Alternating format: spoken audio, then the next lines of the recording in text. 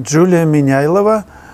Расскажите, что делаете с неудачными, на ваш взгляд, работами, если у вас такие имеются. Конечно, есть. Утилизируйте, переписывайте, если это возможно. Или распродаете по низкой стоимости. Нет, не распродаю по низкой стоимости. А может, оставляете себе как напоминание, что и мастер допускает ошибки, и это нормально. Я смотрю на свои работы, когда случайно там на какие-то старые наталкиваюсь, с ужасом, конечно. И я помню это состояние неуверенности, сомнений, когда ты не знаешь, как устроена живопись, ты не знаешь, как писать. Ужасное чувство, просто ужасное. Все вроде бы понятно, ты видишь, как у твоих друзей все получается, а у тебя нет, и ты хочешь новые рубежи какие-то постичь. По-старому ты знаешь, как писать, но тебе хочется дальше, и вот дальше затык, и что с этим делать? Вот именно эта мысль о том, что чтобы не было затыка у моих друзей и у вас, сподвигла меня завести вот эту онлайн-школу, потому что вы смотрите, как рождается произведение из мотива, который вы видите. Я смотрел на книжку, как будучи в Америке, на одну книжку, большую такую, посвященную импрессионистам французским. И она была чем прекрасна? Тем, что каждая работа известных импрессионистов, да, каждая работа, рядом с ней было черно-белое, бывало и цветное фото мотива, который был написан. Ну, потрясающе! Ты видишь, как из этого мотива обыкновенного вдруг возник Сезанн, вдруг, я не знаю, Писаро, как он все это преобразовал. Сам факт преобразования, на него можно смотреть бесконечно, как работает художник. Я-то видел вообще просто фото мотива, фото работы. Я вам даю возможность наблюдать, учиться на том примере, что есть мотив, есть палитра, замесы, и рождается из этого мотива, как преобразование происходит. Сюжеты разные, задачи разные, подход один, но методы решения всегда разные. Вот поэтому я это все затеял. Неудачные работы лежат на складе, под кроватью или где-то там на шифонере. И не знаю, какого они часа ждут. Просто посмотреть на них и ужаснуться еще раз. Это путь, это нормально. Ты можешь написать, я не знаю, 1000 работ.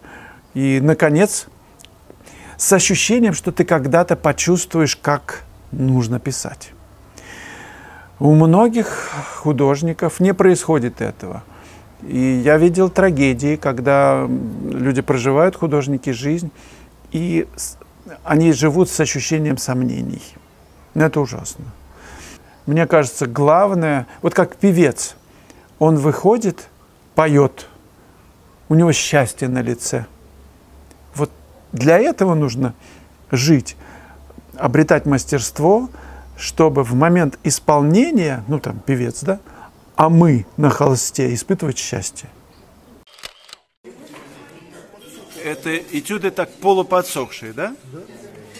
А здесь не прокладываешь или чуть-чуть прокладываешь чем-то?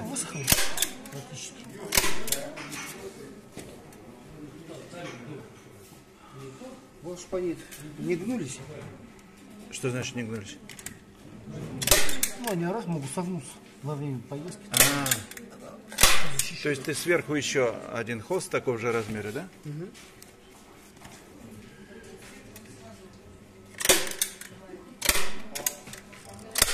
Чувствуется, немного видел. Чего видел? Я говорю, жизнь много видел, чувствуется. Ну, я ездил не раз, потом приходится.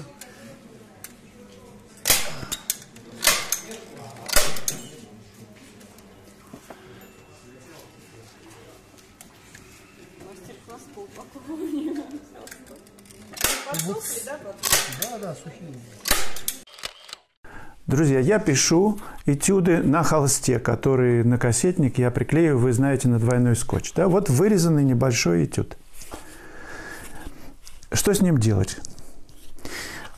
Есть пенокартон, есть ДВП, есть вспененный полистирол. Что-нибудь легкое, но прочное. И есть, я использую резиновый клей. Резиновый клей в обычном магазине строительном. Задача его открыть, ну, там отверточкой. Вот он так выглядит, такой вязкости. Я использую мастихин, мне нравится мастихин. Окунул мастихин и прям делаю здесь один слой. Он сохнет довольно-таки быстро.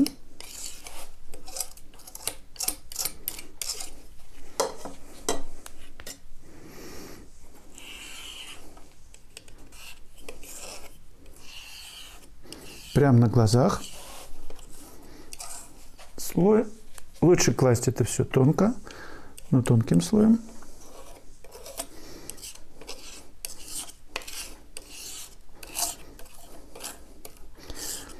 Почему резиновый, почему не ПВА? Почему не что-то там еще? Момент. Но момент вообще оставляет после себя какие-то кислотные там составляющие. А резиновый клей, вот мне посоветовали реставраторы. В Строгановке мы на резиновом клею, ну, собственно, просто все 5 лет что только не клеили. Все проекты, ну, кто учился, знает. Ну вот, я так намазываю 2 поверхности. Не буду вас утомлять. И следующим кадром я покажу, как я их склеиваю. На полистироле уже все высохло. Но вот крупным планом, если посмотреть, то смотрите, как это выглядит. Вот он впитался. Не липкий. Нормально. Его нужно немного оставить в покое, ну, минут на 5-10. И через 5-10 минут, ну, лучше вот этой стороной, это сухая. Уже вырезано все по размеру. Я просто придавливаю. Все, ничего больше. Он при необходимости очень легко снимется. Вот не надо использовать двойной скотч. Я уже пробовал двойной скотч. Это все ерунда. Через какое-то время он, ну, картинка от него отстает, от поверхности. А вот это надолго. У меня уже несколько лет приклеенные холсты к поверхности. Очень хорошо. Все в раму. Лайфхак маленький. Алыча зацвела. Так называется 30-й урок в серии «Малый формат».